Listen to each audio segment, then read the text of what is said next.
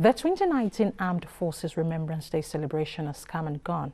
The question is, what next? On the Media Review segment this week, my guest, who is very vast in this field, is going to be telling us what next, actually, for the military. How has the media been able to project their activities? Or do we just sensationalize their activities? How do we sustain their legacies? My guest, like I said earlier, Patrick Agbambu, CEO, Security Watch Africa Initiatives, will provide answers. It's nice to have you in our studio. Thank you very much. All right, so let me ask you this personally. Does it mean that after every celebration, the media goes to sleep? Obviously, that is what it looks until the frenzy of the next Armed Forces Remembrance process begins in September of the year, when they launched it and the emblems is being all over the Federation. Then there's a news, then after which it fizzles out. So it has been like that, but it shouldn't be. Why is it so?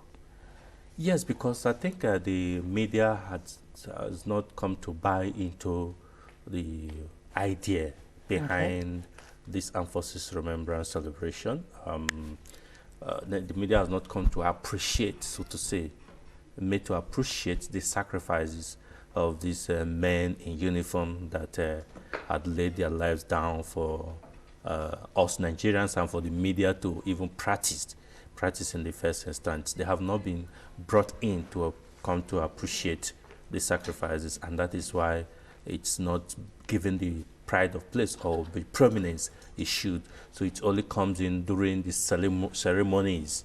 After the ceremonies, nothing happens. Okay. Now, personally, do you see the celebration as a mere occasion or a time to reflect? Yes, I think... Because some persons have died for us. Yeah, I think so far what it's been is like a mere celebration, a mere occasion, and people look forward to it, after which what comes out? Is it to collect money?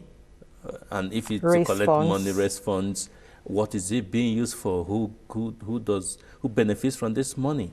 Then the next is programs. There are Jumat service in the mosques, there are church service on Sunday and all that. The president, there's a march parade, and after which it ends. Have we come to reflect on the essence of it? What is it actually all about? January 15th, it's the day at the end of the Civil War. January 15, 1970, the day of the Civil War. It becomes important that we should use that day to remember those who laid their lives for Nigeria. But it should be more than that. It should be reflecting on the unity of the country. It should be reflecting on the essence of that day, of why people, some Nigerians, gave their lives so that some others can live in peace. So it should go beyond that. It should go to the consciousness of the people. I think there are roles that need to be played, not just the media. Yes, the media will be the vanguard, but some agencies of government, like the National Orientation Agency should conscientize the people to understand, and the same Ministry of Information and Culture should get the media owners and the media executive editors to be able to understand that this is for us to be able to live and practice media practices in the country. So that they'll be able to understand that it's not just a ceremony. We don't need to start asking money for them to give them airspace or give them space to publish. We'll have to be able to celebrate them, and even the veterans, the ones that are still alive, the legions, and we hear cases of most of them not being taken care of properly. And I've asked that question myself, that these funds should even go towards those ones that are also living, so that they can have something they can think back and say, yes, the nation and the people of the nation did this for me. Okay, now let's still bring it back to the media. Yeah, because you are a key player in security and the media. Now, in terms of reportage, are we doing enough? We're not doing enough, but we can't do more than we are doing right now. Okay. We're not doing, but because the media in Nigeria is, so to say, basically event-oriented. Okay. We have not been able to go to the extent of the investigative and conscience-pricking journalism in Nigeria, and that is what such project demands to able for us to be able for the Nigerians to appreciate this essence. So what we do basically now is event-oriented, cover the events, carry the news, and it ends. We need to be able to do a follow-up to be able to get the essence of what it's about. Okay, if you tell us it's all about events, does that mean we can have access to some of the information we want to make our stories?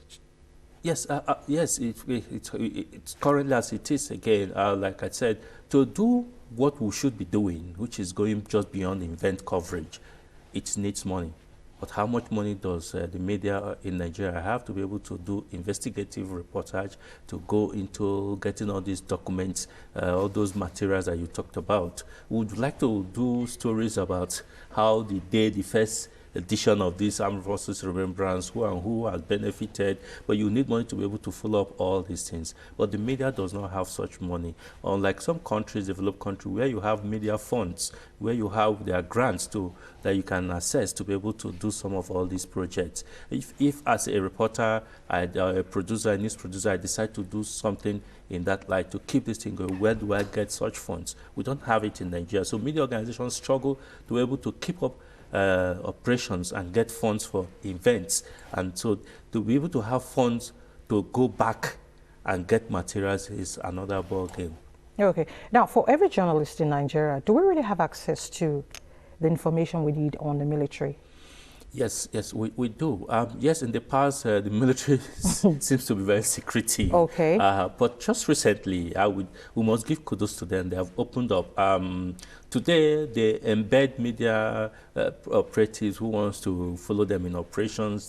They do a lot of, most media organizations have their crew attached that goes around, and they give access now, but in the past, that relationship between the media and the military was very suspect. Okay. They were not too comfortable with the military. There was a huge gap. So there was a huge gap. But now the closeness is coming in. Now they can be relaxed. So media can actually access some of these materials from them now. Okay, now, we are in the world of journalism, and people want to know, how can we help sustain the legacies of the fallen heroes?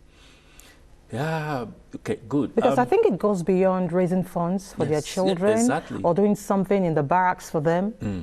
Yeah, for the media, media need to sustain the awareness campaigns, like you rightly say, and what this topic is all about. It shouldn't end at this sensationalization of the whole issue. It should go to the point of trying to go to the extent of bringing out the pains these people going through to be able to keep Nigeria one, to be able to ensure that insurgents and terrorists do not take overrun the country, to be able to ensure that the bad ones who wants to make Nigeria ungovernable do not have their way.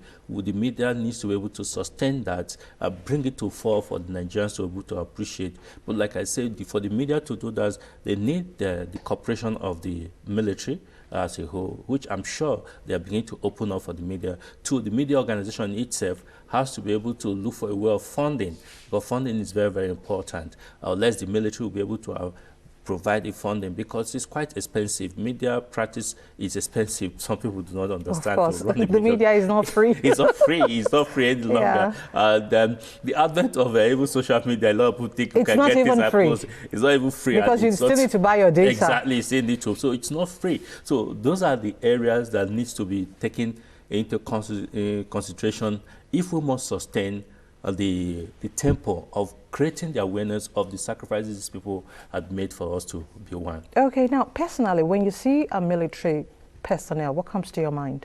I see somebody who is representing God, okay, on earth, who is doing everything possible to ensure that I live and move about safely, that the evil ones, the enemies of the country, do not come easily and disturb my peace. And so I respect them a lot. And that is why I'm personally trying to galvanize my colleagues in the media for us to have what we call not just Armed Forces Remembrance Day, but we should have Armed Forces Appreciation Day. We should be able to appreciate them for what they are doing, because when we appreciate them, they will be encouraged to do more. The truth is we actually can't do what they do. Yeah, at all. Not everybody can do what they do. Not everybody.